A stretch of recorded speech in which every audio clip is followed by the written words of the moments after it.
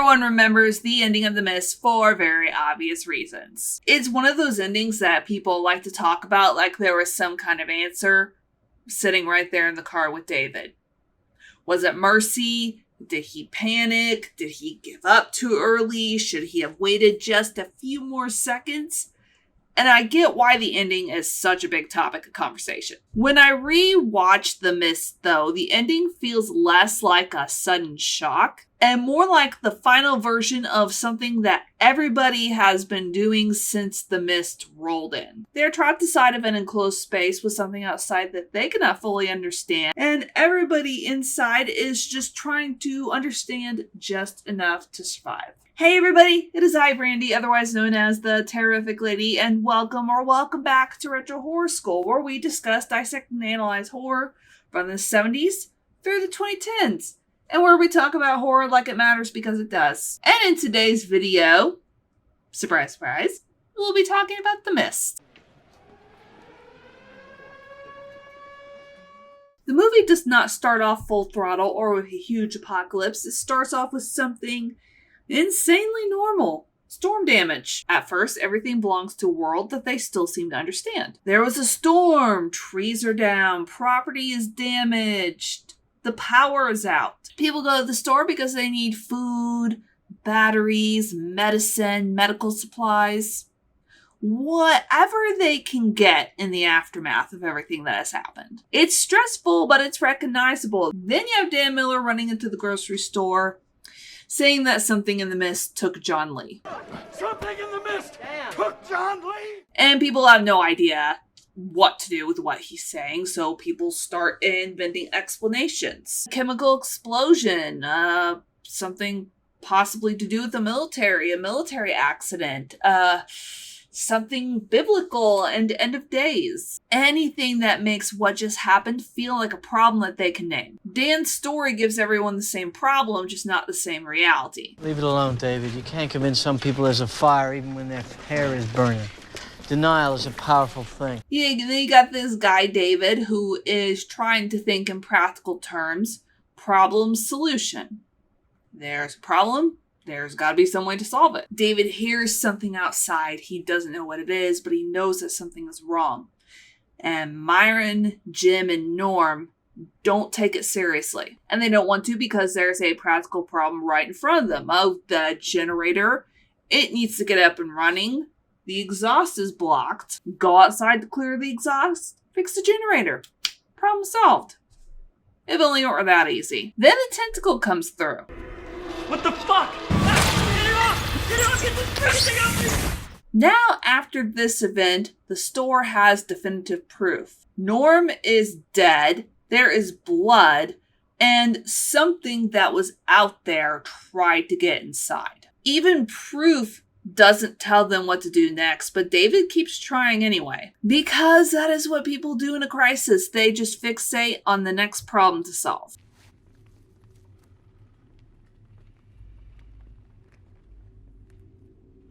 David's thinking is practical, and for a while, practical is the best thing that people have. Save the lights only for emergencies, or if creatures try to get into the store. Tape up the windows and put up bags of dog food against them to reinforce them. Stay away from the mist. Help people who are hurt get medicine for people who might need medicine. Think about leaving if staying becomes impossible. He is not building a theology around the mist or refusing the evidence that is right in front of his face. He's just trying to make the next survivable decision. The pharmacy run matters for that reason because on paper, it makes 100% perfect sense. A man is badly burned after the creatures get into the store, and they need to get him antibiotics, and there may be people possibly hiding over there who needs help. David is still reacting to immediate human need, and it goes just about as you expect. It goes terribly. The cruelty there is that the mist punishes more than denial or hysteria. It can punish the impulse to help. People keep trying to solve the problems that they can see, while the larger problem is way beyond them. Practical choices keep getting people hurt, and that leaves a lot of room for somebody who sounds 100% certain about things. Haven't I shown that I am his vessel? Mrs. Carmody is the one who gives the mist a meaning. She calls it judgment. She calls it a punishment. She gives the mist a moral structure, and that structure puts her right in the center of the room. The disturbing part is that she's not wrong about the danger, just the meaning. She knows something terrible has happened and that people are most likely going to die. And when some of her warnings seem to come true, people start treating her certainty like truth. Then Private Jessup gives them the closest thing to an explanation. Jessup said he heard mentions of something called Project Arrowhead. Other dimensions could possibly exist. Doors were created that should have never been opened. In another version of this story, that kind of information would ease everyone's minds and they'd be like, oh my god, okay. So we know something, everything's gonna be fine now. But that is not what happens. Jessup's explanation does not save him, and it does not calm the crowd down at all. It just gives the crowd a body to blame. That sacrifice attempt feels like the real hinge of the movie. By then, the store has become a place where people choose the explanation that tells them what to do with their fear. Mrs. Carmody's explanation wins because it gives the people action. Horrible action, but action nonetheless. Someone can be punished or offered up. Somebody can be made to be responsible. Then everything comes to a head when a small group of survivors want to leave the store, and Mrs. Carmody points to David's son as the next sacrifice. Only shooting Mrs. Carmody feels necessary because that store and the people in it, it's finally crossed the line. If Mrs. Carmody keeps talking, David's son dies, so he acts. After Mrs. Carmody is shot, the store is still standing, but it doesn't feel like shelter anymore. All the way down. Work. On. Myra! By the time David and the others leave, the store is only a smaller version of the disaster. Inside, the mist has become denial, faith, blame, panic, and survival thinking. Outside, the mist is still the mist, still unreadable and bigger than anything that they could possibly understand. The final drive takes them out of the pressure chamber of the store and into the unknown itself. They see the scale of the mist. That massive creature moving through the mist makes the world feel beyond human measurement.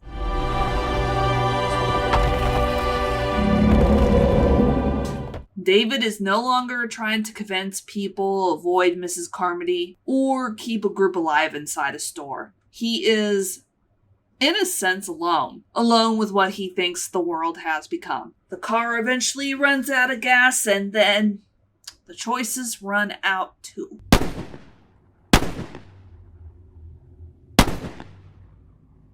I do not think the ending is the strongest when it's boiled down to, he should have waited. If we've seen the movie before, sure, yes.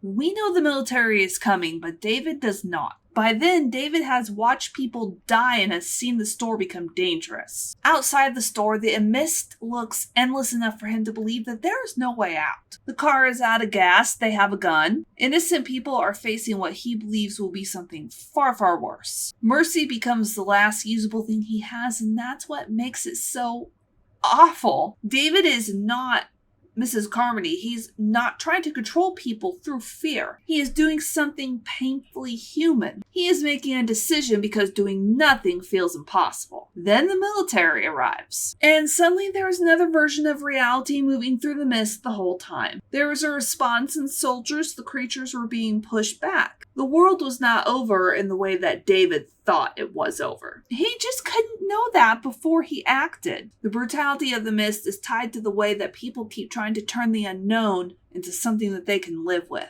For Mrs. Carmody, it becomes power. For someone like Private Jessup, it becomes blame, fingers pointed at him. For David, it becomes the next practical human choice until the choices become smaller and smaller. The mist pushes against the glass, but the horror is also inside the store. Watching people translate the impossible into whatever they can survive believing. By the end, David does survive. That might be the cruelest part. He survives long enough to understand that his final explanation was wrong. Thank you so much for watching this video about The Mist and why it's scarier when people try to start explaining it. So I want to ask you, when you think about the ending of The Mist, how do you read David's choice? And do you judge him for what he does? Or do you think the horror is that he only had the information that he had and he still has to choose? And if you want to support the channel and what we do here, there are YouTube memberships, and you can also hype up the video,